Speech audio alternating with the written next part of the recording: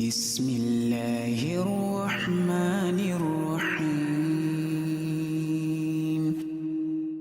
Allah wabarakatuh. Bapak Ibu yang dirahmati Allah, sebelum kajian dimulai ada sedikit pengumuman yang ingin saya sampaikan. Yang pertama, mohon safnya diisi di depan dulu ya. Jadi bapak-bapak yang di belakang mohon maju. Kita ngaji di depan, jangan nyender di belakang. Bapak mau nyender boleh di depan. Tolong saf depan diisi dulu. Yang di belakang maju. Karena saf depan masih kosong. Tolong maju ya, maju. Diisi yang saf depan dulu. Bapak-bapak yang di belakang tolong diisi saf depan. Yang di atas ibu-ibu juga sama ya, agak maju ke depan supaya saf depan diisi terlebih dahulu. Yang kedua, saya ingatkan berkali-kali Bapak Ibu yang dirahmati Allah yang membawa anak kecil tolong ditertibkan. Karena barusan saat sholat maghrib pun saya dengar masih banyak anak-anak yang jerit-jerit apa gitu ya. Tolong ya. Jadi Bapak Ibu boleh bawa anak ke sini untuk pendidikan agama boleh, tapi jangan ribut. Ya. Jadi kalau Bapak Ibu tidak bisa menertibkan anaknya jangan bawa anak. Atau yang kedua, sholatnya gantian. Bapak dulu baru ibu, ibu dulu baru bapak, supaya nggak mengganggu orang lain yang sedang sholat. Ya. Jadi saya mohon dengan hormat, Bapak Ibu yang membawa anak kecil dimohon menjaga ketertiban anaknya, baik saat sholat maghrib, isya ataupun saat kajian. Karena kita di sini di masjid sedang taklim, bukan di tempat bermain anak. Mohon maaf saya sampaikan berkali-kali supaya kita menaati tata tertib dalam adab mencari ilmu. Dimohon nanti saat kajian dan juga saat sholat isya untuk menertibkan anak-anaknya. Terima kasih. Assalamualaikum warahmatullahi wabarakatuh. Waalaikumsalam. Ini cek. Bismillahirrahmanirrahim. Assalamualaikum warahmatullahi wabarakatuh. Alhamdulillahirabbil alamin. Wa bihi nasta'in ala umurid dunya waddin. Wassalatu wassalamu ala asyrafil anbiya'i wal mursalin nabiyyina Muhammad wa ala alihi wa sahbihi ajma'in wa man ihtada bihudah wattaba atharahu ila yaumiddin. Amma ba'd. Rabbi shrah li sadri wa yassir li amri wahlul 'uqdatam min lisani yafqahu qawli. Allahumma inna nas'aluka ilman nafi'a wa rizqan thayyiba wa amalan mutaqabbala. Allahumma anfa'na bima 'allamtana wa 'allimna ma yanfa'una wa zidna ilma. Ayyuhal ikhwah wal akhwat, kaum muslimin wal muslimat yang semoga senantiasa dirahmati dan diberkahi oleh Allah Subhanahu wa taala. Nikmat Allah Subhanahu wa taala begitu banyak kepada kita. Dan di antara nikmat Allah Subhanahu wa taala kita dipertemukan dengan bulan mulia, yaitu bulan Dzulhijjah. Kita sekarang udah masuk malam ketiga ini ya. Ini satu nikmat yang sangat besar yang harus kita syukuri dan kita gembira dengannya. Qul bi fadlillahi wa bi rahmatihi fabidzalika falyafrahu huwa khairum mimma yajma'un. Katakanlah dengan karunia Allah Subhanahu wa taala hendaknya mereka bergembira. Karena yang demikian itu lebih baik daripada dunia yang mereka kumpulkan. Jadi kebahagiaan yang sesungguhnya bukan dengan banyaknya harta, tapi tatkala kita dimudahkan oleh Allah Subhanahu wa taala untuk bisa beribadah kepadanya. Itu nikmat paling besar. Itu kebahagiaan yang besar. Manakala kita diberi kemudahan oleh Allah Subhanahu wa taala untuk bisa beribadah. Lebih-lebih di bulan yang mulia. Di bulan Dzulhijjah dilipat gandakan pahala, di mana kita dianjurkan untuk berlomba-lomba beribadah di dalamnya. Allah Subhanahu wa taala berfirman, wal fajr walayalin ashr, demi waktu fajar dan demi 10 awal bulan Dzulhijjah. Maka salah satu keutamaan 10 awal bulan Dzulhijjah adalah Allah bersumpah dengannya. Dan ketika Allah bersumpah dengan sesuatu, maka itu menunjukkan keutamaan, keistimewaan, dan keagungan. Yang kedua, di antara keutamaan 10 awal bulan Dzulhijjah, Nabi mengabarkan bahwa 10 awal bulan Dzulhijjah adalah hari-hari yang paling dicintai oleh Allah Subhanahu wa taala. Ma min ayyamin al-amalu salihu fihinna ahabbu ila Allah min hadhil ayyamil ashr. Tidak ada suatu hari di mana amal saleh lebih dicintai oleh Allah Subhanahu wa taala daripada 10 awal bulan Dzulhijjah. Bahkan para sahabat ketika bertanya, walal jihadu fi sabilillah, sekalipun jihad wahai Rasulullah, Nabi menjawab, walal jihadu fi sabilillah, sekalipun jihad masih kalah, kecuali illa rajulun kharaja bimalihi wa nafsihi wa lam yarji min dzalika bisyai', kecuali satu jihad yang bisa mengalahkannya, yaitu orang yang keluar dari rumahnya dengan nyawa dan hartanya, kemudian dia mati syahid.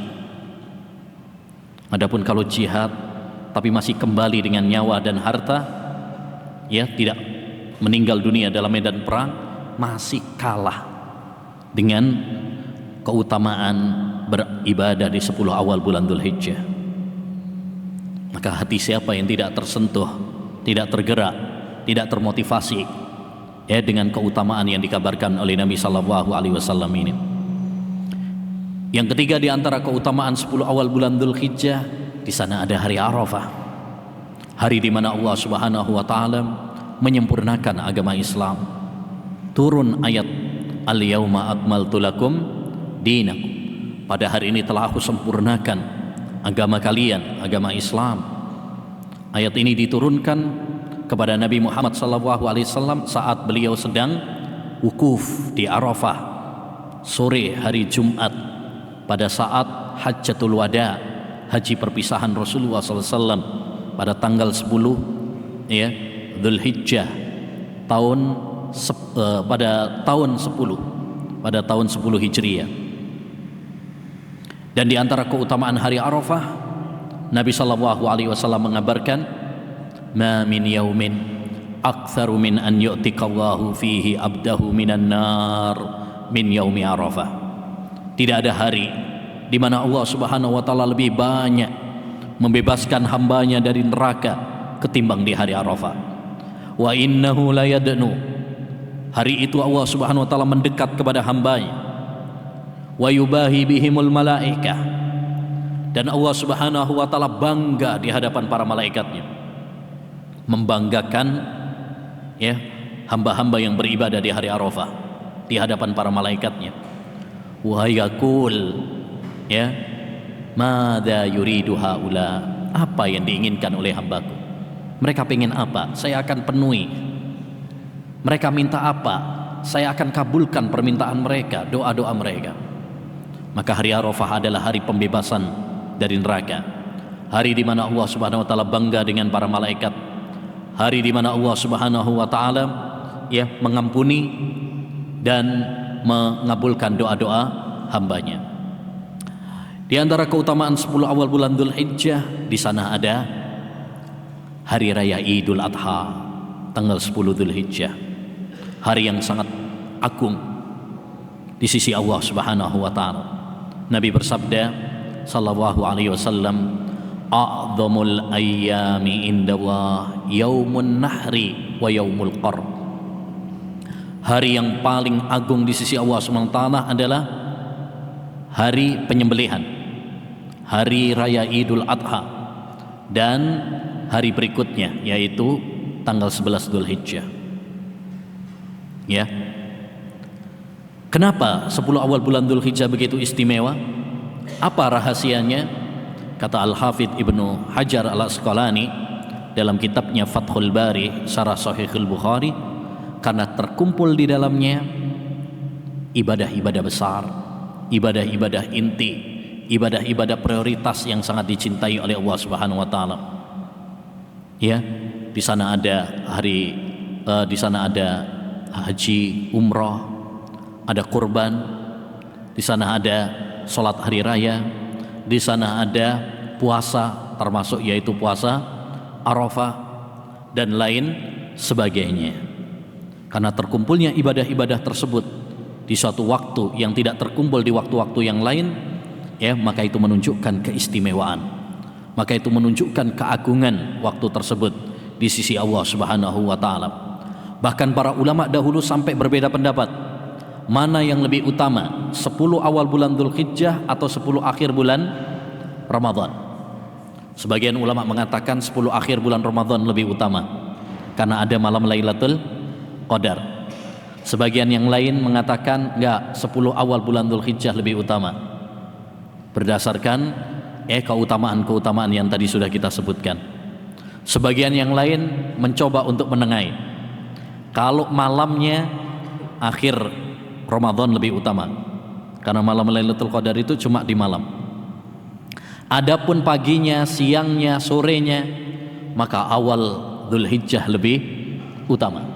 Karena kebanyakan amal-amal ibadah di 10 awal bulan Dzulhijjah itu bukan di malam hari, tapi di pagi dan siang hari, seperti puasa, kurban, sholat Id dan lain sebagainya. Ya, oleh karenanya ikhwan, tugas kita bagi para penuntut ilmu untuk mengingatkan kepada manusia, masyarakat kita tentang keutamaan 10 awal bulan Dzulhijjah ini. Karena masih banyak masyarakat kita yang belum tahu. Ya, ataupun kalau tahu mereka masih bermalas-malasan untuk berlomba-lomba dalam ibadah. Maka hendaknya bagi kita untuk bersemangat mengagungkan 10 awal bulan Dzulhijjah ini, sebagaimana dahulu para ulama salaf. Sa'id bin Jubair, muridnya Ibnu Abbas, apabila memasuki 10 awal bulan Dzulhijjah, maka beliau berlomba-lomba, bersungguh-sungguh dalam ibadah sampai tidak ada yang bisa mengalahkannya. Dan disebutkan oleh Abu Utsman An-Nahdi bahwa para ulama salaf mengagungkan 3 dari 10 hari, 10 awal bulan Dzulhijjah, 10 awal Muharram, dan 10 akhir bulan Ramadan. Ini sangat-sangat diagungkan oleh para ulama rahimahumullah ta'ala. Maka sekali lagi, ketika kita diberi kesempatan oleh Allah bertemu dengan 10 awal bulan Dzulhijjah ini, mari kita agungkan, kita muliakan, dan kita jadikan ini sebagai kesempatan untuk mengumpulkan pundi-pundi pahala sebagai tabungan bagi kita kelak menghadap Allah Subhanahu wa taala. Dan ibadah dan amal soleh itu banyak ragamnya. Apapun yang dicintai dan diridhoi oleh Allah, lakukan. Baik itu berbakti kepada orang tua, menyambung silaturahmi, sedekah, berdoa, berzikir, membaca Al-Quran, dan lain sebagainya. Namun kata para ulama, ada 5 amal ibadah inti di bulan Dzulhijjah ini yang hendaknya bagi kita untuk memberikan skala prioritas.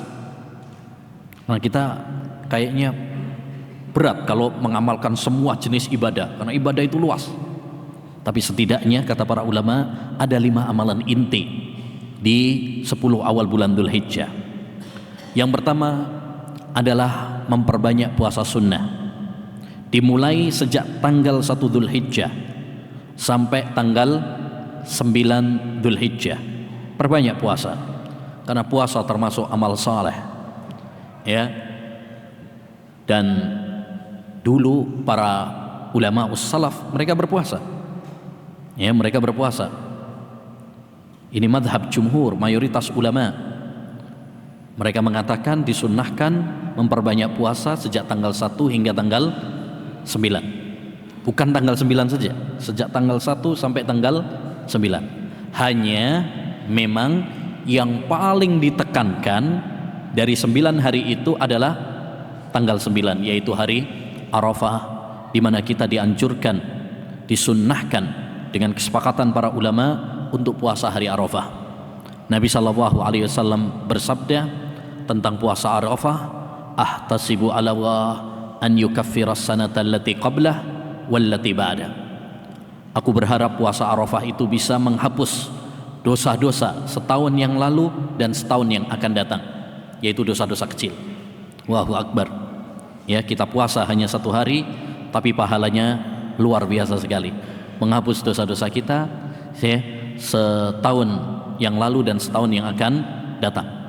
Maka hendaknya bagi kita untuk bersemangat ya, puasa 9 hari kalau bisa, kalau nggak bisa semampunya, dan kalau memang tidak bisa juga jangan lupakan yaitu tanggal 9 hari Arafah ya, hari Arafah. Atau Al-Khurasani pernah mengatakan ya, aikidu khadamakum wa auladakum liyatasahharu yauma Arafah. Bangunkan pelayan-pelayan kalian dan anak-anak kalian untuk sahur di hari Arafah, yakni bimbing, didik keluarga kita untuk bersama-sama ibadah kepada Allah Subhanahu wa taala di 10 awal bulan Dzulhijjah ini. Yang kedua, ayyuhal ikhwah, di antara amalan inti di 10 awal bulan Dzulhijjah adalah memperbanyak zikir kepada Allah Subhanahu wa taala, dan secara khusus memperbanyak takbir ya, memperbanyak takbir. Dalam riwayat Imam Ahmad, Nabi sallallahu alaihi wasallam mengatakan, "Ma min ayyamin ahabbu ila Allah wa azkah indallah min hadhil ayyamil 'ashr fa aksiru fihinna minat tahlili wat takbiri wat tahmid." Tidak ada hari yang lebih dicintai dan lebih suci di sisi Allah daripada 10 awal bulan Dzulhijjah. Lalu kata Nabi, maka perbanyaklah tahlil, yaitu ucapan la ilaha illallah, takbir, ucapan Allahu akbar, tahmid, yaitu ucapan alhamdulillah. Jadi kita dianjurkan memperbanyak zikir kepada Allah agar kita selalu ingat sama Allah, tidak lupa sama Allah Subhanahu wa taala. Terutama takbir. Dalam hadis yang diriwayatkan ya oleh sebagian ulama dan disahihkan oleh Syekhul Albani, Nabi sallallahu alaihi wasallam bersabda, "Ma ahalla muhillun wala kabbara mukabbirun illa busyira bil jannah." Tidaklah seorang bertalbiyah, yakni bagi para jemaah haji, atau bertakbir, kecuali dia akan diberi kabar gembira dengan surga. Ya, dan takbir ada 2 macam. Takbir mutlak dan takbir muqayyad. Takbir mutlak maksudnya adalah takbir yang tidak terikat dengan waktu, tidak terikat dengan tempat. Antum mau takbir di pasar, di jalan, di mobil, di rumah, di kamar, boleh. Diriwayatkan oleh Imamul Bukhari bahwa Abu Hurairah dan Ibnu Umar kalau sudah memasuki bulan Dzulhijjah, maka beliau pergi ke pasar dan bertakbir, lalu diikuti oleh orang-orang pasar. Dan disebutkan oleh Maimun bin Mihran, seorang tabi'in yang mulia, ya, adraktun nasa yukabbiruna fil asr. Aku mendapati manusia, yakni pada zaman beliau, orang-orang bertakbir di 10 awal bulan Dzulhijjah, hatta usyabbihum bil amwaj likasratihim, sampai-sampai aku menggambarkan mereka ketika takbiran itu, saking ramainya, saking banyaknya bergemuruh suara takbir, saya menggambarkan mereka seperti ombak di lautan. Ya, itu zaman dahulu mereka semangat untuk bertakbir. Maka hendaknya bagi kita untuk menghidupkan sunnah takbir mutlak seperti ini yang sudah mulai mati, punah. Sekarang kalau ada orang takbiran tanggal-tanggal ini, ya, dianggap apa? Aneh, ya kan? Dianggap aneh. Ini aliran mana ini? Ya, aliran mana? Ini terburu-buru, tergesa-gesa pengen hari raya aja ini. Nah, dan lain sebagainya. Ya, ini sejak tanggal 1 Dzulhijjah dianjurkan. Ya, itu takbir mutlak. Yang kedua, takbir muqayyad, takbir yang terikat dengan waktu, yaitu setelah sholat 5 waktu. Maka ini waktunya adalah ya sejak subuh hari Arafah tanggal 9 Dzulhijjah, dan akhirnya adalah sejak terbenamnya matahari akhir hari tasyrik, yaitu tanggal 13 Dzulhijjah. Ini menurut madhab jumhur ulama, mayoritas ulama. waktu takbir muqayyad setelah sholat 5 waktu itu adalah ya mulai fajar hari Arafah hingga akhir hari tasyrik setelah terbenamnya matahari. Itu setelah sholat. Jadi setelah sholat, setelah astaghfirullah, kita takbiran terlebih dahulu setelah sholat 5 waktu. Itu sejak tanggal 9 sampai tanggal 13. Adapun sekarang ini takbir mutlak. Takbir mutlak. Antum di rumah, di pasar, di jalan, di mobil, ya, daripada ngomel macet mendingan takbiran. Ya, daripada kita ya mengatakan hal-hal yang dosa, mendingan kita berzikir kepada Allah Subhanahu wa taala. Yang ketiga, di antara amalan inti di bulan Dzulhijjah adalah ya kurban. Allah Subhanahu wa taala berfirman, "Fasholli li rabbika wanhar." Salatlah untuk Rabbmu dan menyembelihlah. Dan 10 tahun Nabi SAW di Madinah tidak pernah beliau meninggalkan ibadah kurban. Maka ini anjuran bagi kita semuanya untuk berkorban. Bagi yang mampu, jangan tinggalkan ibadah kurban, karena ini syiar di antara syiar Islam, dan ini juga menyenangkan orang lain dengan kita berbagi daging di hari-hari raya dan hari-hari tasyrik.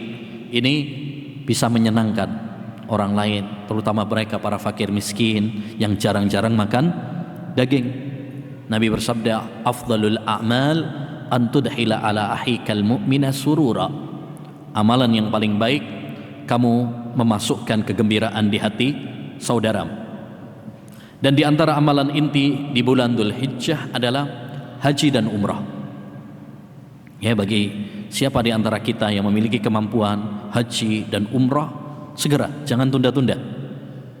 Ya, apalagi sekarang antrinya lama di negeri kita. Jangan tunda-tunda. Nabi SAW bersabda, "Al-umratu ilal umrah kaffaratul lima bainahuma wal hajjul mabrur laisa lahu jazaa'un illal jannah." Ya, umrah ke umrah berikutnya adalah pelebur dosa. Dan haji yang mabrur, haji yang ikhlas, haji yang sesuai dengan tuntunan Rasulullah, maka tidak ada balasan baginya melainkan surga. Dan di antara amalan inti, keberapa ini? Kelima. Di antara amalan inti di bulan Dzulhijjah adalah berdoa. Ya, doa itu termasuk ibadah yang sangat dicintai oleh Allah Subhanahu wa taala. Ya, maka perbanyak doa di 10 awal bulan Dzulhijjah, terutama di waktu-waktu yang mustajab. Ya, terutama lagi nanti di hari Arafah. Nabi SAW bersabda, "Khairud du'ai du'a'u yaumi Arafah." Sebaik-baik doa adalah doa yang dipanjatkan di hari Arafah. Makanya menarik, di hari Arafah itu saudara-saudara kita yang berangkat haji ada namanya rukun haji, yaitu wukuf, di mana wukuf itu artinya mereka fokus untuk berzikir dan berdoa kepada Allah Subhanahu wa taala, meminta, merengek kepada Allah Subhanahu wa taala. Bagi yang tidak haji disyariatkan untuk berpuasa, karena doa orang yang berpuasa mustajab, dan keadaan orang yang berpuasa itu ya lebih lembut hatinya, sehingga menghadirkan hati, fokus, khusyuk dalam meminta kepada Allah Subhanahu wa taala.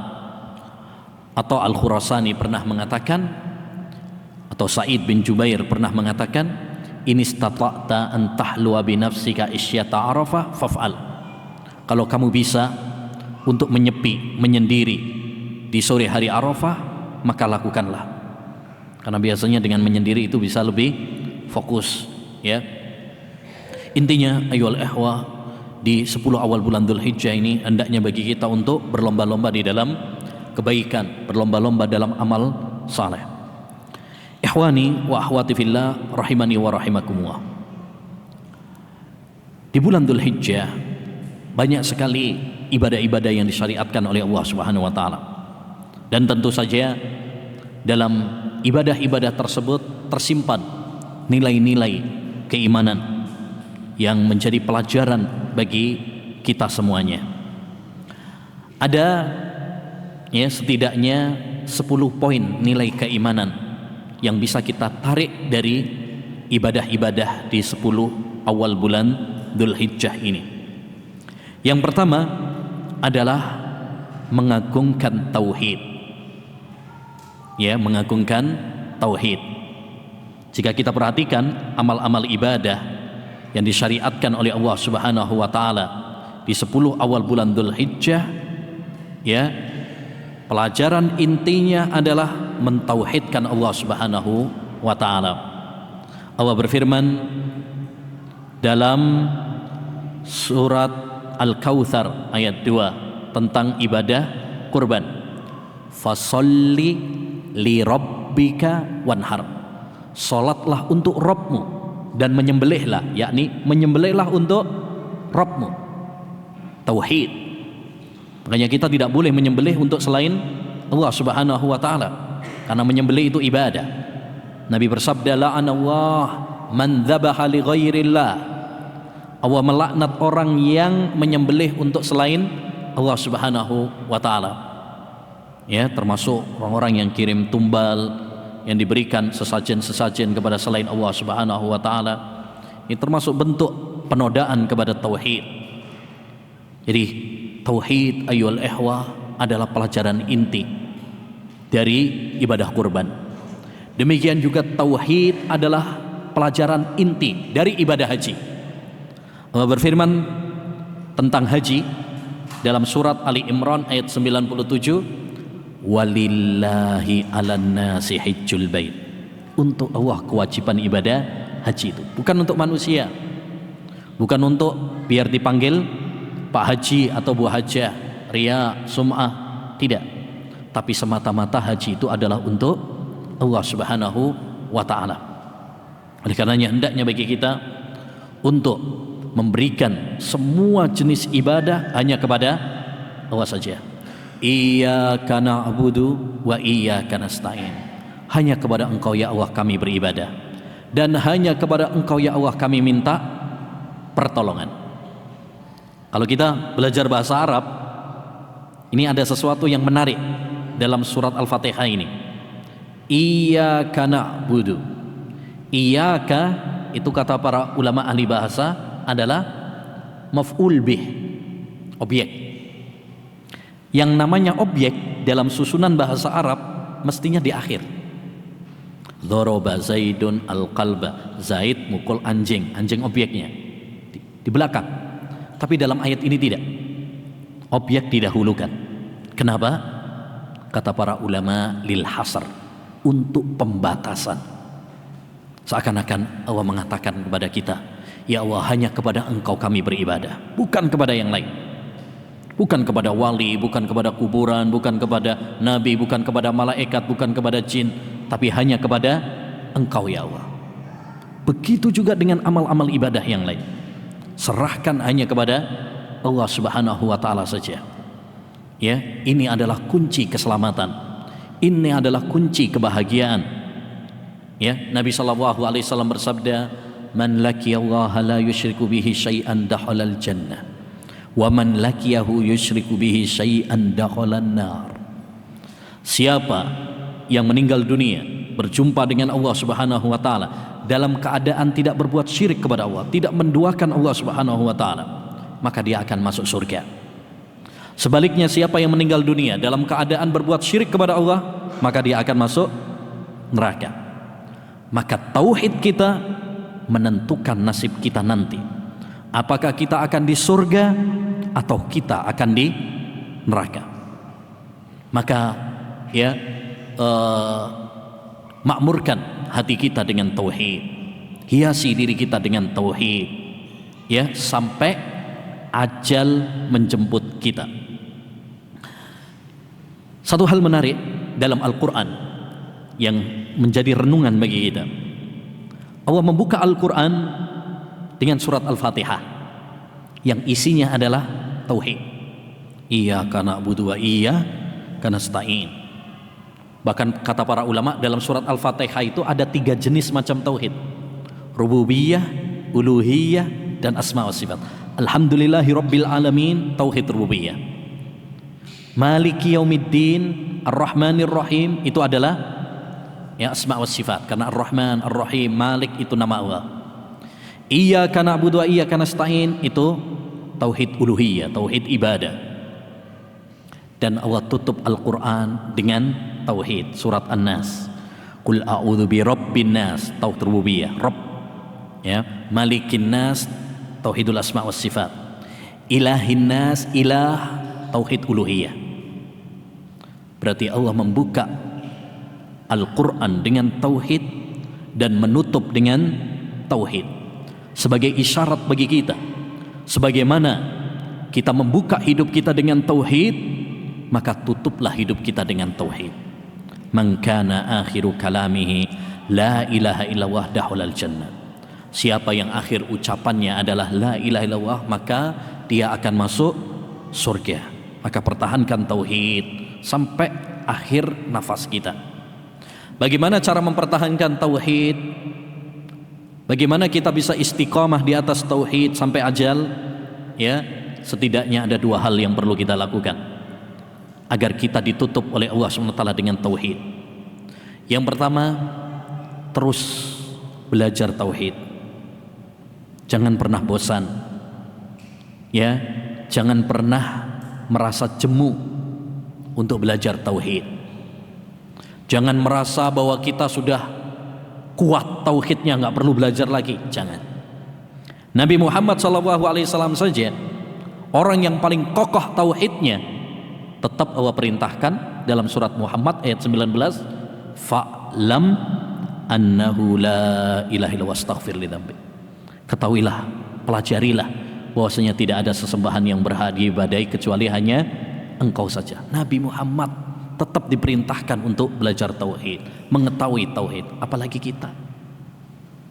Yang kedua, hal yang paling penting juga ayyuhal ikhwah, agar kita ditutup hidup kita dengan tauhid, hendaknya bagi kita untuk selalu berdoa kepada Allah, memohon kepada Allah Subhanahu wa taala.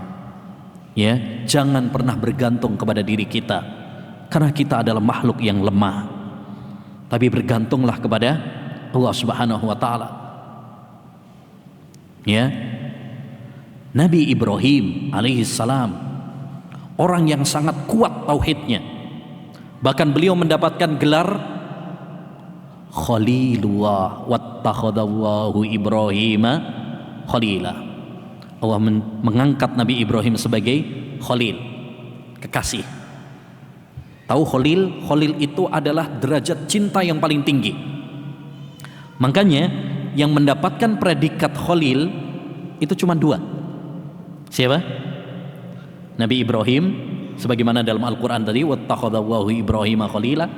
Yang kedua, Nabi Muhammad, sebagaimana dalam hadis, innallaha attakhadani khalila kama attakhadha Ibrahima khalila.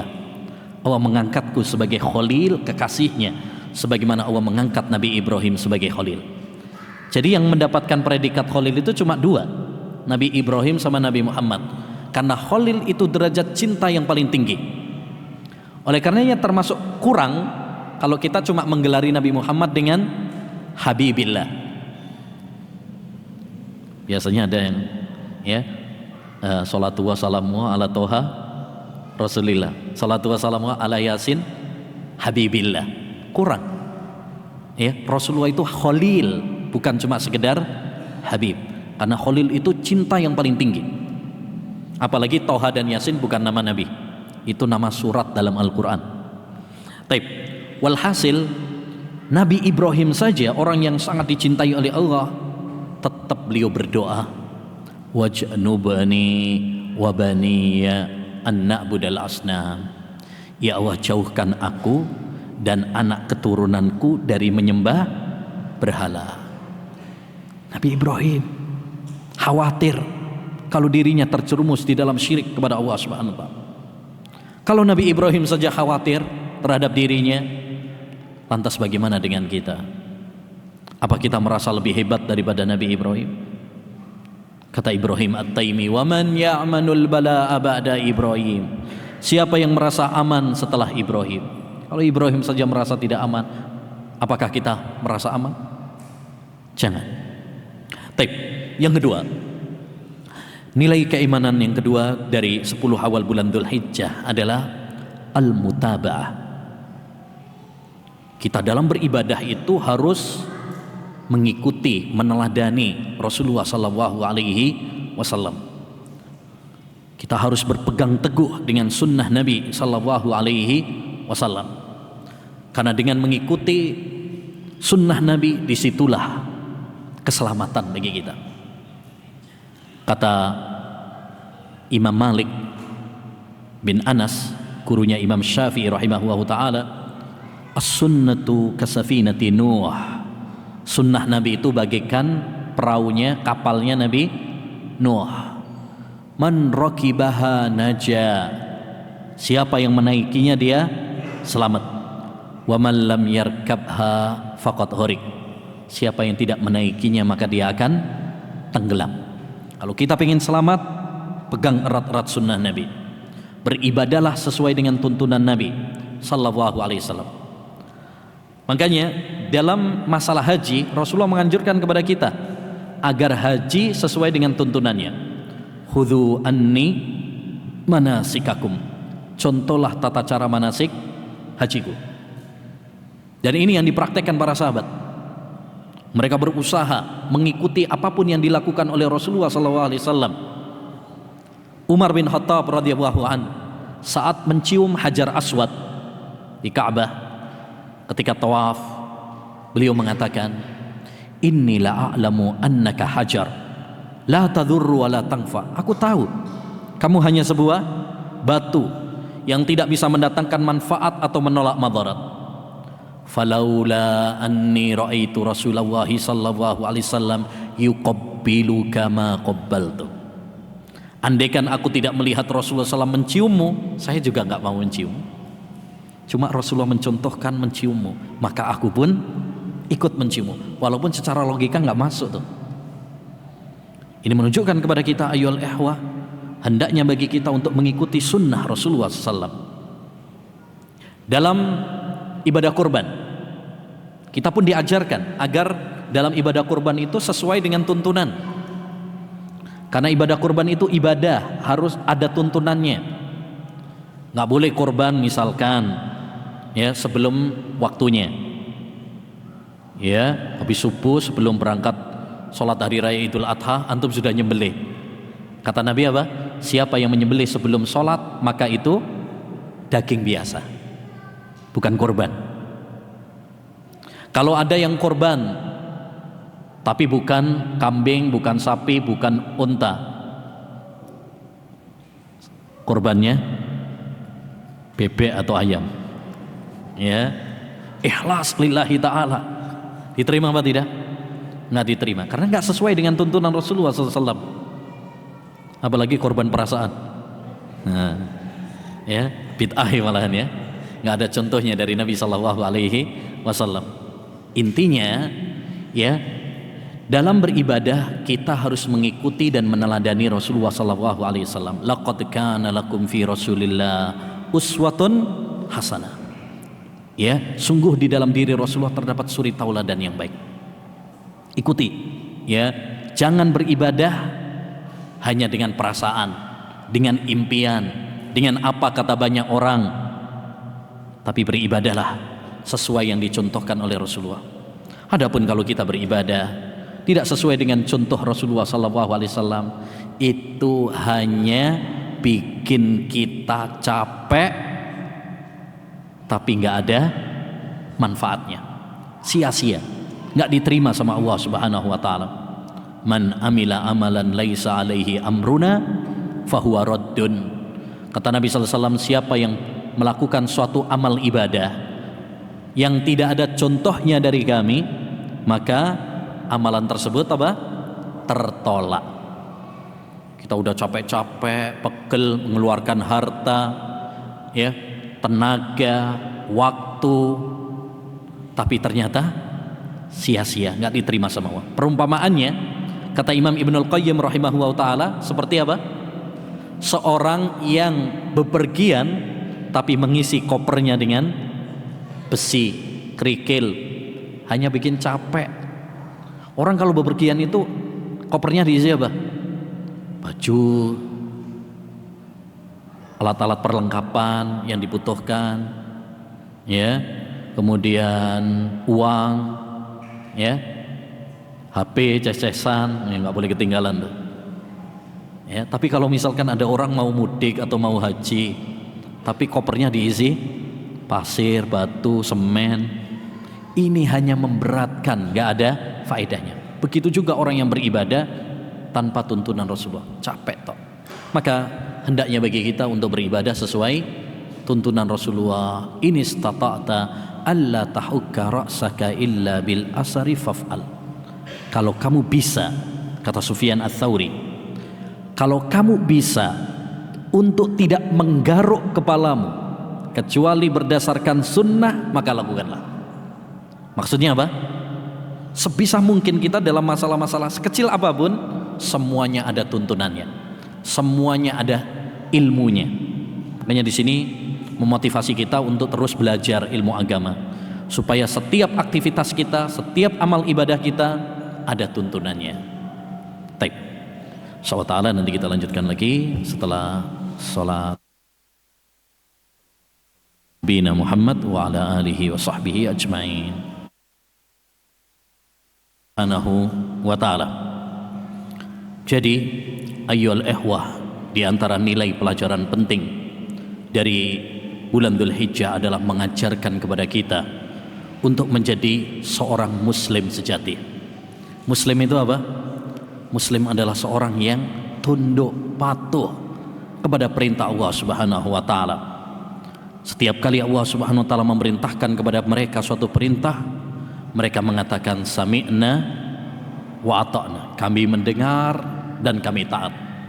Bukan sami'na wa asoina, kami mendengar, kami maksiat.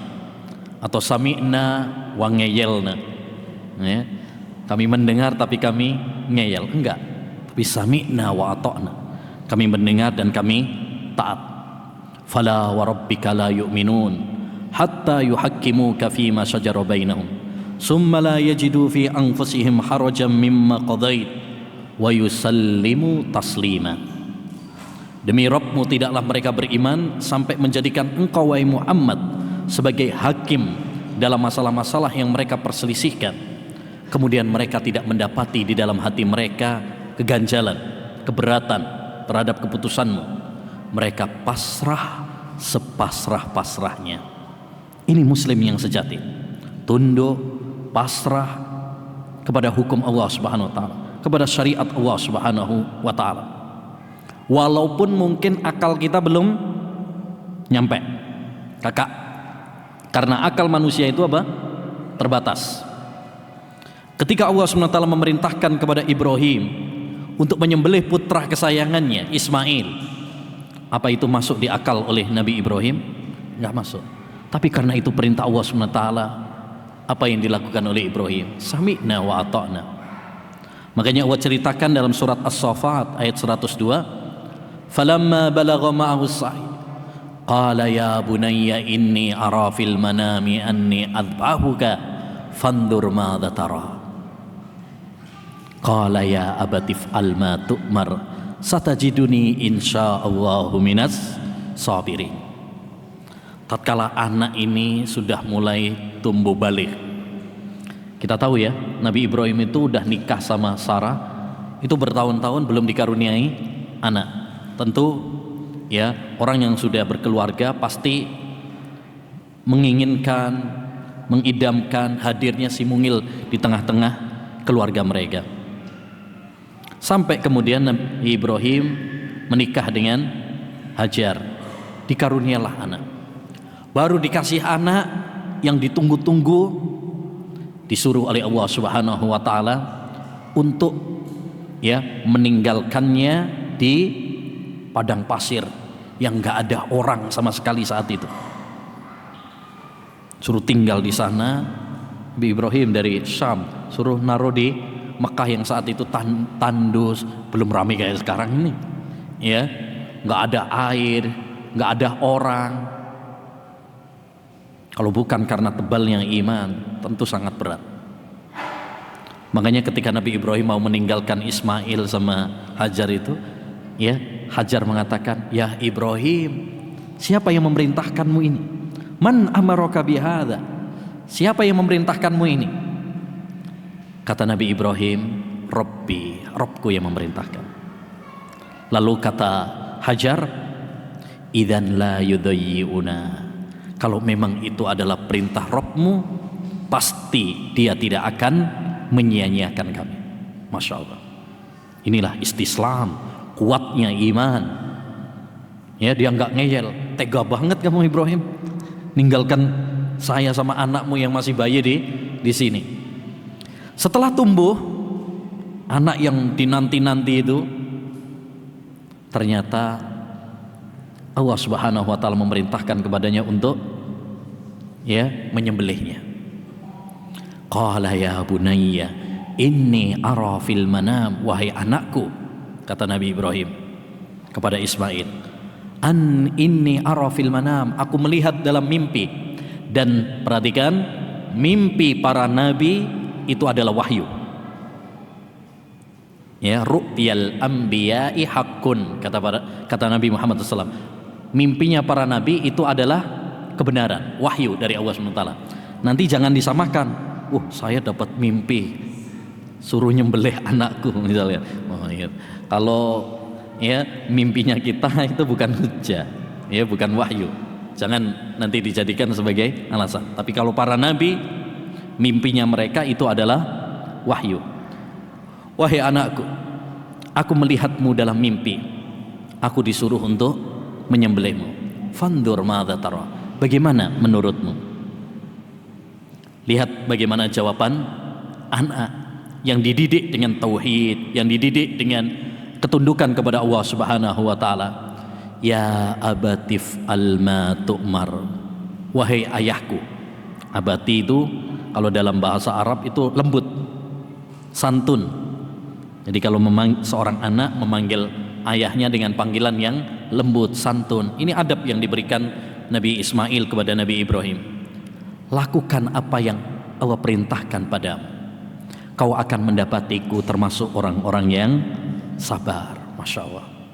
Ini ayol ehwa potret, contoh bagi kita semuanya agar kita menjadi hamba-hamba yang tunduk, patuh, pasrah sama Allah Subhanahu wa taala. Jangan kayak sebagian orang sekarang, ketika dia mendapati ayat-ayat Al-Quran, ketika dia mendapati hadis-hadis Nabi SAW yang gak cocok dengan akalnya, yang gak cocok dengan hawa nafsunya, dia bilang apa? Wah, ini gak bisa diterima, ini gak masuk akal ini. Ya, masih ingat komentar seorang, ya, ketika mengomentari hadis Nabi SAW tentang larangan isbal, dia bilang apa? Ini nggak masuk akal. Masa kain di bawahnya, ya, mata kaki masuk neraka. Pakai akal dong sayang, katanya gitu ya. Alias maksudnya apa? Hadis ini nggak masuk di akal. Subhanallah. Akal siapa yang menjadi patokan? Orang-orang yang tunduk dari para pengikut Nabi SAW, mereka adalah orang-orang yang tidak mempertentangkan antara dalil dengan akal. Karena akal itu pada dasarnya sesuai dengan dalil. Ya, dalil itu sesuai dengan fitrah, akal manusia. Tapi kalau kita menjadi pengikut-pengikut iblis, ya, yang menentang perintah Allah Subhanahu wa taala, maka kita akan menggugat dengan akal kita. Tinggal kita mau milih jadi pengikutnya para nabi atau para pengikutnya iblis. Pengikutnya para nabi, mereka mendahulukan dalil daripada akal. Tapi pengikut iblis mendahulukan akal daripada dalil. Iblis tatkala Allah perintahkan kepadanya untuk sujud kepada Adam, nggak mau, karena nggak masuk di akal, kata iblis. Saya lebih hebat daripada Adam, masa saya yang disuruh untuk sujud. Harusnya dia yang sujud sama saya. Ini kalau pakai apa? Akal-akalan. Tapi lihat para malaikat, makhluk Allah SWT yang tidak pernah maksiat. Ini yang perlu kita contoh. Menjadi hamba-hamba yang tunduk patuh. Subhanallah. Banyak di antara kita kalau lagi sakit dia akan cari dokter terbaik. Terus disuruh apapun sama dokter nurut, pasrah. Suruh duduk, suruh berbaring, suruh buka mulutnya, buka. Mau disuntik, mau. Dikasih obat yang pahit, mau. Kenapa? Karena kita yakin, kita optimis bahwa dengan mengikuti arahan dokter kita bisa apa? Sembuh. Kalau kita begitu tunduk, begitu nurut, pasrah sama dokter yang bisa salah dan bisa benar, karena dokter tetaplah dokter manusia. Kalau kita begitu nurut sama dokter, kenapa kita nggak nurut sama Allah SWT yang tidak mungkin salah? Kenapa kita tidak nurut kepada Nabi Muhammad SAW yang tidak mungkin salah? Ya, jadi ayolah ikhwah, pelajaran penting dari ibadah Dzulhijjah ini adalah apa? Mengajarkan kita untuk tunduk kepada syariat Rabbul Alamin. Yang ketiga, di antara nilai keimanan dan pelajaran penting dari bulan Dzulhijjah adalah mengajarkan kepada kita persatuan, kebersamaan, dan tidak berpecah belah. Nabi sallallahu alaihi wasallam bersabda, "As-shaumu yauma tasumun, wal fitru yauma tuftirun, wal adha yauma tudhahun." Puasa itu di mana kalian bersama-sama puasa. Ya. Idul Fitri adalah di mana kalian bersama-sama Idul Fitri. Idul Adha adalah di mana kalian bersama-sama dalam berhari raya Idul Adha.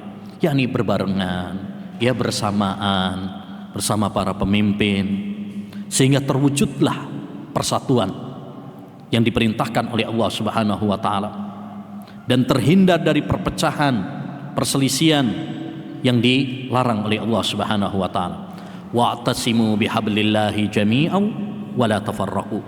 Bersatulah kalian dengan tali Allah Subhanahu wa taala dan jangan kalian berpecah belah. Ini perintah Allah. Ini adalah tujuan pokok dalam syariat kita. Makanya para ulama menegaskan bahwa min maqasidis syariah, tujuan pokok syariat adalah bagaimana kita bersatu dan tidak berpecah belah. Dan salah satu kiat agar kita bersatu tidak berpecah belah adalah dengan taat kepada para pemimpin dalam hal yang bukan maksiat kepada Allah Subhanahu wa taala. Kata Nabi sallallahu alaihi wasallam, "Usikum bitaqwallah was-sam'i wat-tha'ah wa in kana abdan habasyiyya." Aku wasiatkan kepada kalian bertakwa kepada Allah Subhanahu wa taala serta mendengar dan taat kepada para pemimpin sekalipun pemimpinnya adalah budak dari Ethiopia. Ini budak yang hitam. Ya.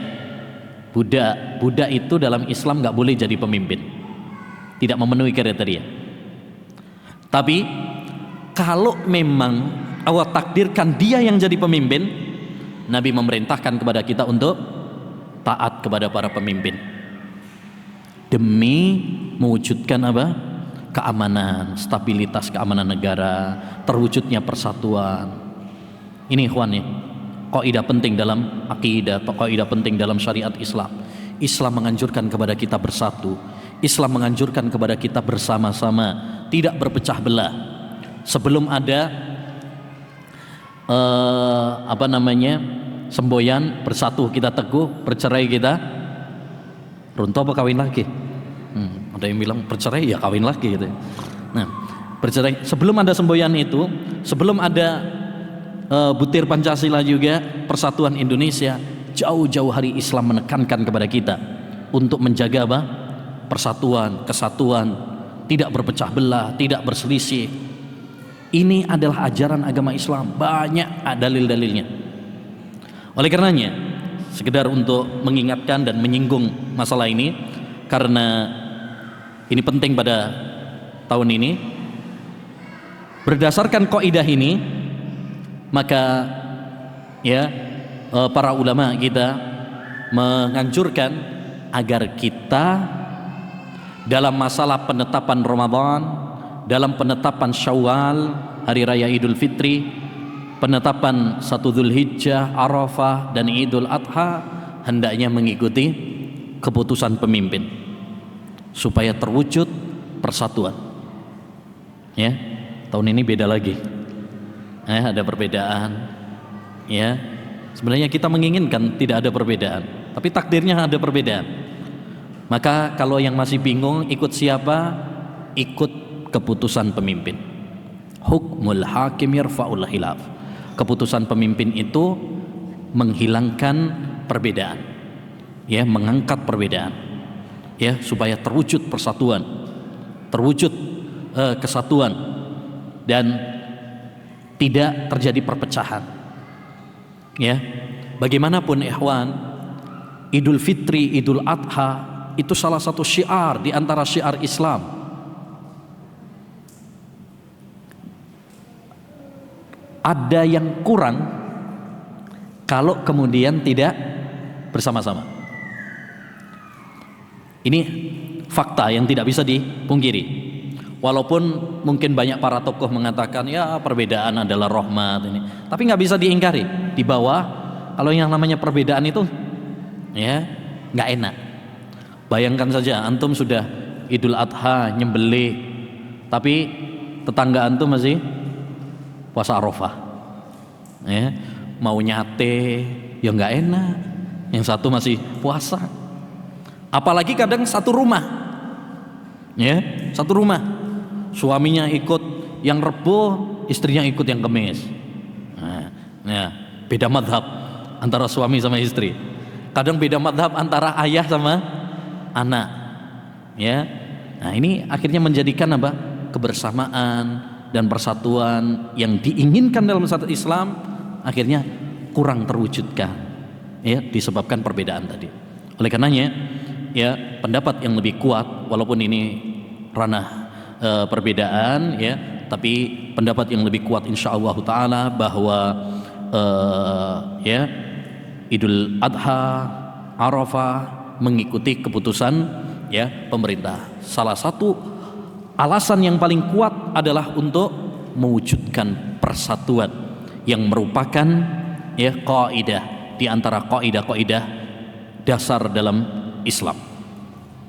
Kemudian ayyul ikhwah, yang kelima di antara nilai keimanan dalam bulan Dzulhijjah adalah mengajarkan kepada kita kasih sayang terhadap sesama. Bulan Dzulhijjah mengajarkan kepada kita untuk menebar cinta dan kasih sayang, ya, karena di bulan ini Allah Subhanahu wa taala lipat gandakan pahala dan Allah buka pintu-pintu ampunan untuk para hambanya, ya, terutama di hari Arafah.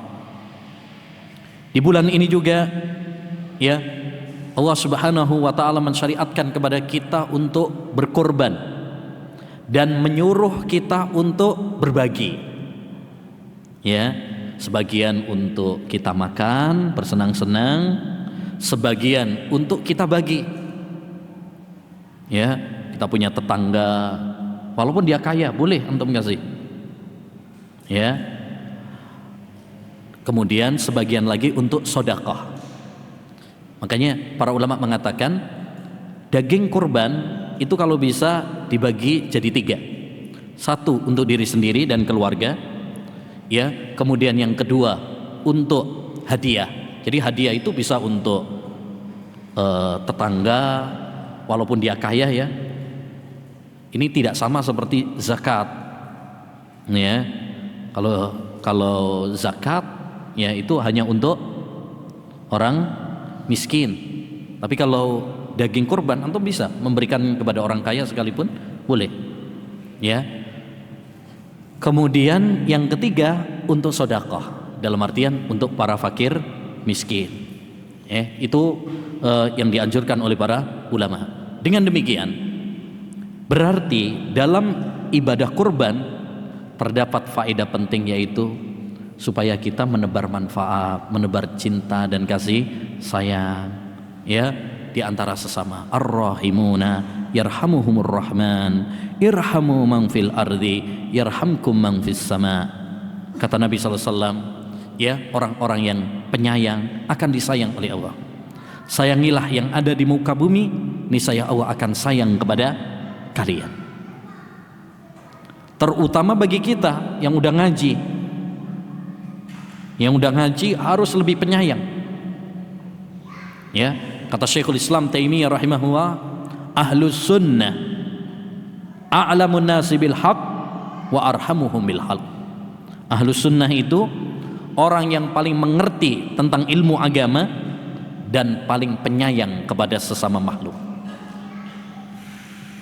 Lebih-lebih sesama kita sendiri, sesama ahlus sunnah wal jamaah. Hendaknya bagi kita untuk saling menyayangi di antara kita. Kata Hasan al-Basri rahimahullah, ya ahlas sunnah tarahamu fima bainakum fa innakum aqallun nas. Wahai ahlus sunnah, hendaknya kalian saling menyayangi di antara kalian, karena kalian itu orang paling sedikit jumlahnya.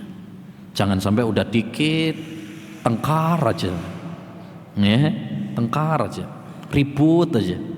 Nah, ya, hendaknya bagi kita untuk saling menyayangi di antara kita. Ya, semakin berilmu, semakin berlapang dada dan semakin sayang antar sesama. Taib.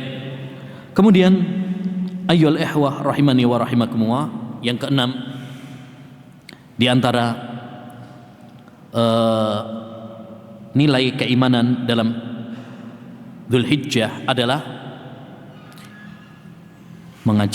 Islam mengajarkan kepada kita untuk menjaga hak asasi manusia. Pada saat Arafah, Nabi SAW berkhutbah. Dan tahukah kita apa isi khutbah Nabi SAW di hari Arafah? Beliau menekankan tentang hak asasi manusia. Nabi bersabda, inna dima'akum wa amwalakum haramun alaikum kahurmati yaumikum hadha fi syahrikum hadha fi baladikum hadha. Sesungguhnya nyawa-nyawa kalian dan harta-harta kalian haram atas kalian seperti haramnya hari ini, di bulan ini, di tanah ini, di negeri ini. Ya, ala kullu syai'in min amril jahiliyati tahta qadamayya maudhu. Perkara-perkara jahiliyah dihapus. Waribal jahiliyah maudhu, dan perkara-perkara riba dihapus. Jadi lihat Nabi SAW menganjurkan di saat hari Arafah, pertama untuk menjaga nyawa. Jangan sampai ada pertumpahan darah, ya, pembunuhan, karena dosa paling besar setelah syirik adalah dosa pembunuhan. Nabi SAW pernah bersabda, la zawalud dunya wa ma fiha ahwanu indallah min qatli muslimin bi ghairiha. Hancurnya dunia beserta isinya lebih ringan di sisi Allah daripada terbunuhnya nyawa seorang muslim tanpa alasan yang benar. Ya, bahkan disebutkan dalam riwayat Al-Hakim dalam Mustadrak dan dihasankan oleh Syekhul Albani, Nabi mengabarkan bahwa nanti besok orang yang dibunuh kelak akan membawa tengkorak kepalanya dan tengkorak kepala pembunuhnya. Jadi satu tangan membawa tengkorak kepalanya, satu tangan lagi membawa tengkorak kepala pembunuhnya, sedangkan lehernya bersimbah darah. Kemudian dia mengadu kepada Allah Subhanahu wa taala, Rabbi sal hadza lima qatala. Ya Allah, tanyakan kepada orang ini, kenapa dia dulu membunuhku? Apa alasannya saya dibunuh? Jadi Islam sangat menjaga masalah nyawa. Makanya segala hal yang menjurus kepada pembunuhan ditutup rapat-rapat dalam Islam. Karena kaidah yang perlu kita pahami ikhwan, kaidah dalam Islam itu innallaha idza harrama syai'an harrama wasailah. Allah itu kalau mengharamkan sesuatu, Allah haramkan juga sarana yang bisa menjerumuskannya, yang bisa mengantarkannya. Zina diharamkan, berarti yang mengantarkan kita kepada perzinaan diharamkan juga. Makanya nggak boleh berdua-duaan dengan wanita yang bukan mahramnya, karena itu pengantar. Ya, awalnya aja pacaran, bersepi-sepi, akhirnya menjurus kepada perzinaan.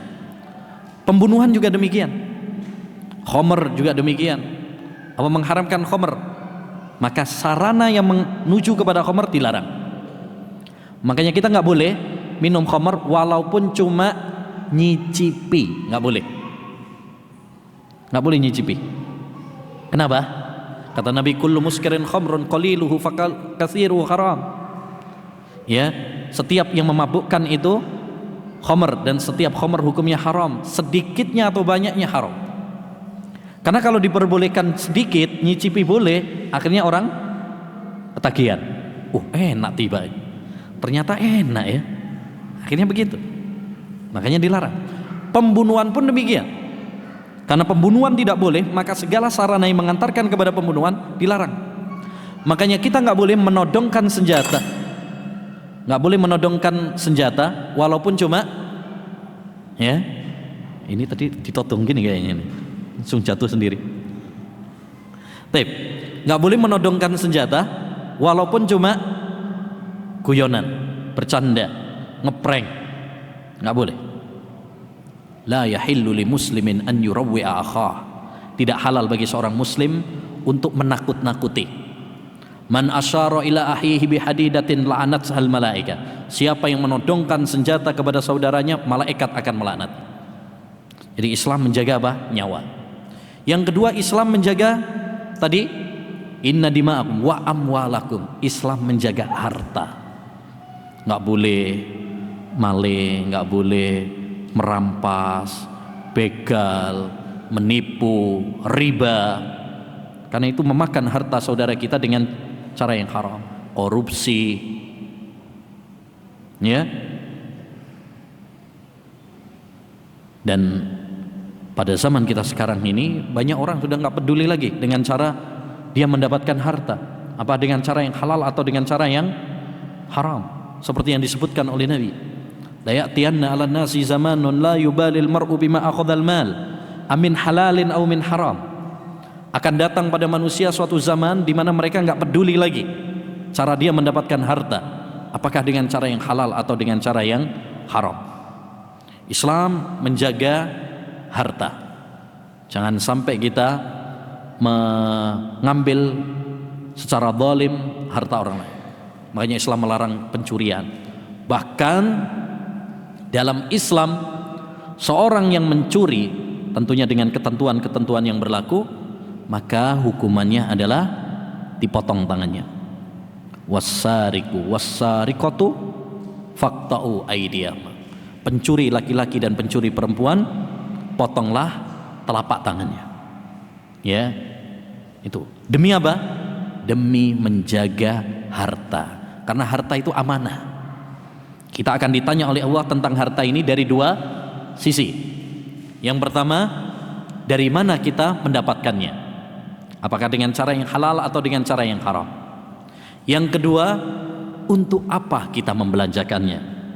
Apakah kita belanjakan di jalan yang diridhoi oleh Allah atau justru di jalan yang dimurkai oleh Allah Subhanahu wa taala? Ya.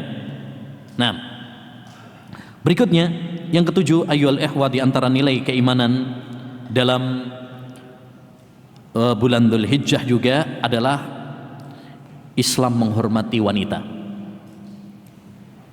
Ya, Islam itu sangat menghormati wanita. Bahkan dalam khutbah Arafah, di saat semua haji kumpul, Nabi SAW berbicara tentang wanita. Bagaimana Islam menghormati wanita.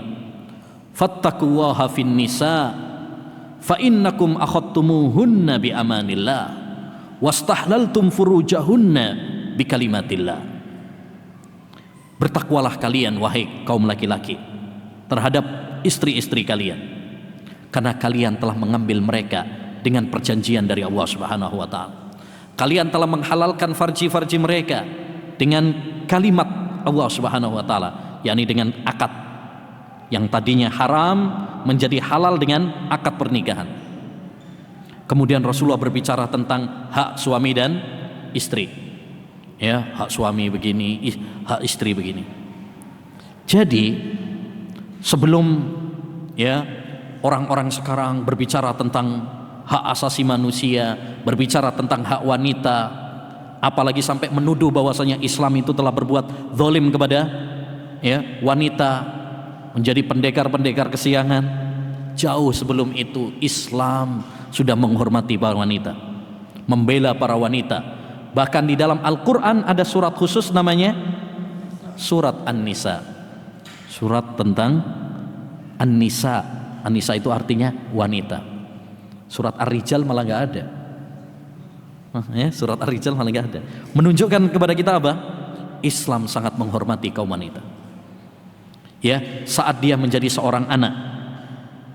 Dulu di masa jahiliyah, wanita ketika menjadi anak itu nggak disenangi sama orang tuanya.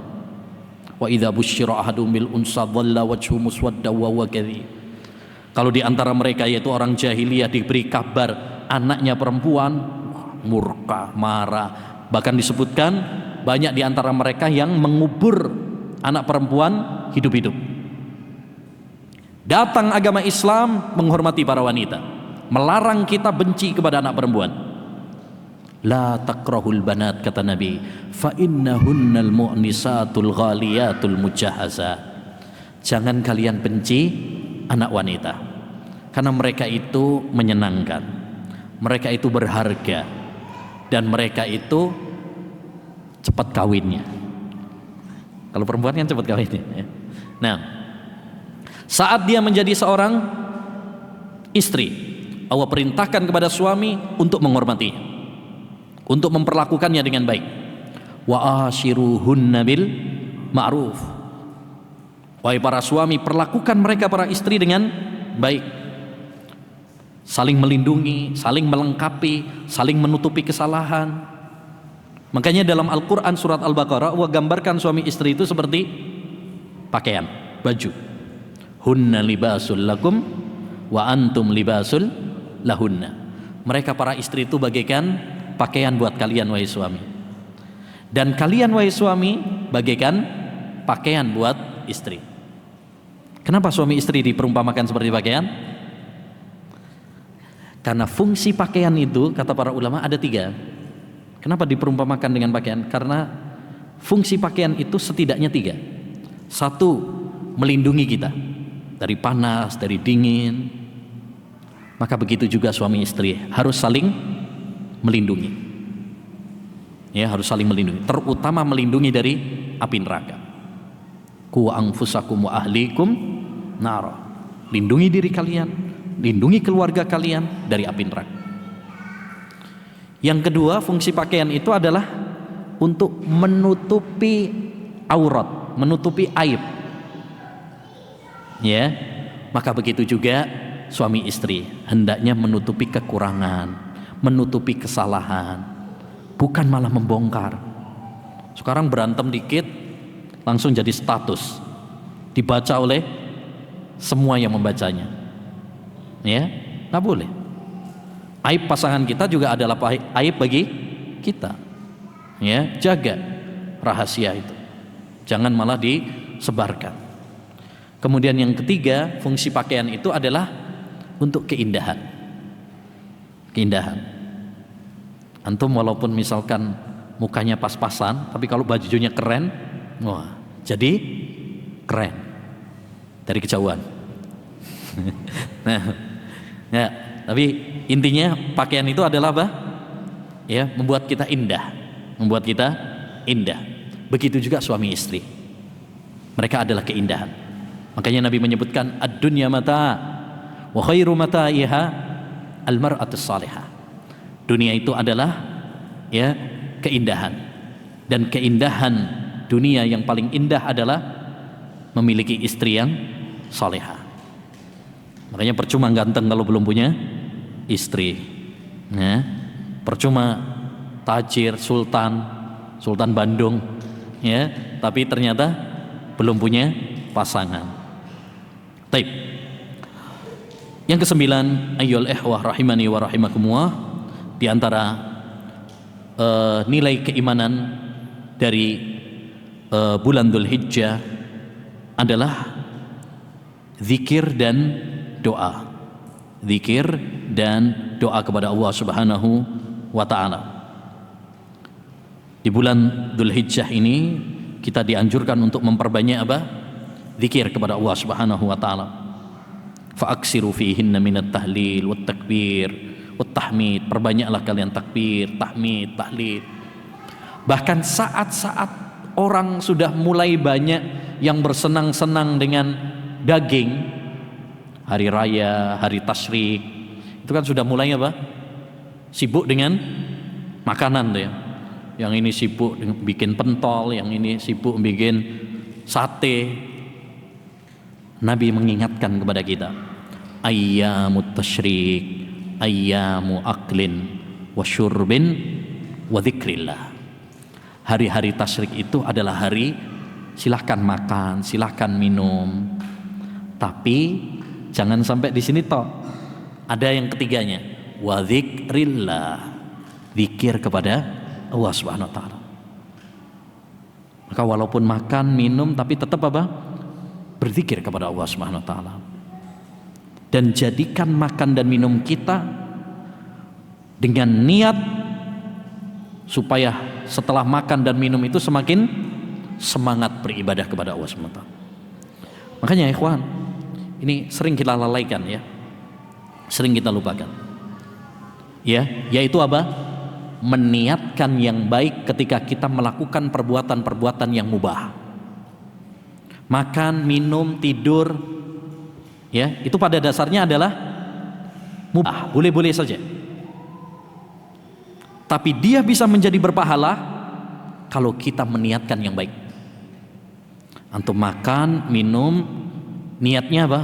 Supaya saya ya pas kajian nggak lemes, misalkan. Supaya nanti sholat ya semangat. Saya tidur nggak begadang supaya besok ya bisa sholat malam, bisa subuhan di masjid. Ya, kalau antum melakukan perbuatan-perbuatan yang mubah dengan niat yang baik, perbuatan-perbuatan mubah tadi bernilai ibadah, berpahala. Ya, makanya kata para ulama, orang yang bahagia, orang yang beruntung adalah orang yang menjadikan perkara-perkara adat sebagai ibadah. Dan orang yang merugi adalah orang yang menjadikan ibadah hanya sekedar adat saja, kebiasaan saja. Sholat ya sholat, tapi nggak membuat perubahan dalam diri kita. Seakan-akan itu hanya sekedar rutinitas saja. Puasa ya puasa, tapi tidak menghadirkan hati, tidak membuat perubahan dalam dirinya. Ya, akhirnya tidak bernilai ibadah. Tapi kalau kita melakukan amal-amal adat, ya, perkara-perkara mubah dengan niat yang baik, itu akan bisa menjadi ibadah kepada Allah, berpahala. Dalilnya apa? Sabda Nabi sallallahu alaihi wasallam tentang hubungan suami istri, jima. Kata Nabi sallallahu alaihi wasallam apa? Wa fi bud'i ahadikum shadaqah. Seorang suami berhubungan badan dengan istrinya itu adalah sedekah, kata Nabi. Para sahabat kaget. Ya Rasulullah, ayati ahaduna syahwatahu wa yakunu lahu fiha ajr? Yang benar wahai Rasul, orang melampiaskan syahwatnya dapat pahala. Yani ini mah nggak usah dikasih pahala, orang sudah melakukannya gitu ya. Karena itu sudah sesuai dengan kebutuhan biologis ya dan sebagainya. Artinya nggak dikasih pahala aja sudah akan melakukannya. Beneran ini dapat pahala, sedekah. Kata Nabi, ya ara'aita idza wada'aha fil haram akana alaihi wizrun. Bukankah kalau dia meletakkan syahwatnya pada tempat yang haram, dia berdosa? Yani kalau dia zina, homo, ya dan sebagainya, bukankah dia berdosa? fakadzalika idza wadha'a fil halal kana lahu ajrun. Sebagaimana kalau dia meletakkan pada tempat yang haram berdosa, berarti kalau meletakkannya pada tempat yang halal berpahala. Di sini diambil dalil oleh para ulama. Apa itu? Seorang apabila melakukan perkara-perkara yang mubah dan dia meniatkannya untuk ibadah kepada Allah Subhanahu wa taala, untuk ketaatan kepada Allah Subhanahu wa taala, maka itu bisa bernilai ibadah. Maka jangan lupa ya, dalam melakukan perbuatan-perbuatan yang mubah sekalipun niatkan ya, supaya itu menjadi pintu pahala bagi kita semuanya. Taib. Demikian ayyuhal ikhwah wal akhwat rahimani wa rahimakumullah yang bisa kita bahas. Mudah-mudahan apa yang telah kita pelajari bermanfaat bagi kita semuanya. Taib, sebelum kita tutup, seperti biasanya ada hadiah bagi yang bisa menjawab, tapi khusus yang belum pernah jawab, biar gantian. Taib, yang pertama, siapa yang bisa menyebutkan 5 keutamaan 10 Dzulhijjah? Kayaknya pernah, sudah dapat? Belum? Oh ya, ayo, bukan? Keutamaan 10 awal bulan Dzulhijjah. Tadi kita sampaikan di awal ya.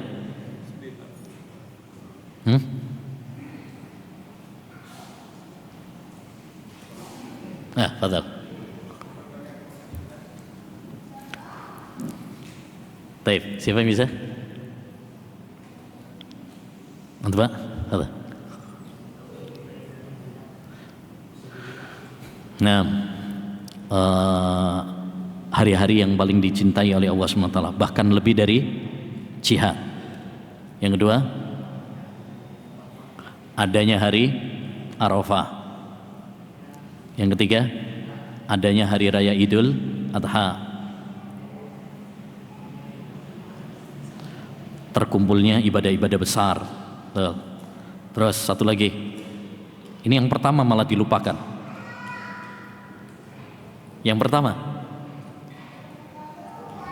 Allah Subhanahu wa taala bersumpah dengannya, wal fajr walayalin ashr. Berarti ada berapa? 5. Nah, fadhal, enggak apa-apa, walaupun kurang 1. Taib. Ada 5 amalan inti di bulan Dzulhijjah. Pak, memperbanyak puasa, terutama puasa Arafah. Yang kedua, memperbanyak zikir, kurban, ibadah haji dan umrah, berdoa. Masya Allah, barakallahu fiikum. Fadhal. Taib. Sebutkan.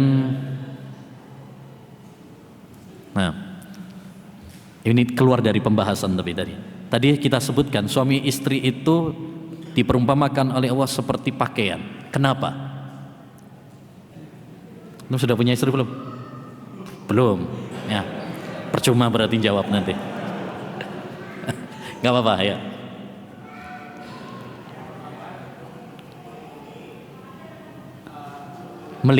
Fungsi pakaian adalah melindungi. Pakaian melindungi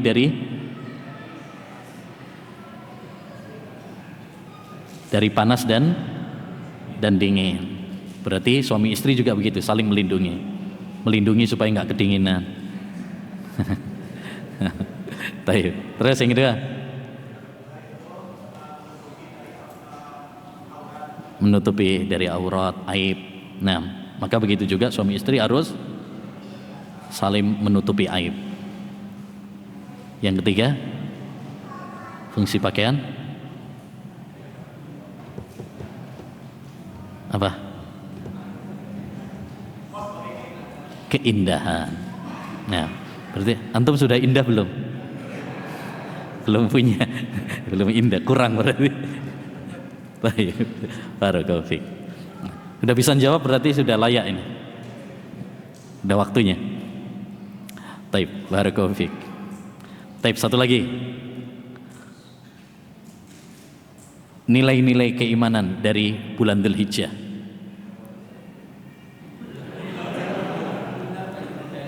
Tadi nggak jadi. Sekarang maju lagi. Ya udah.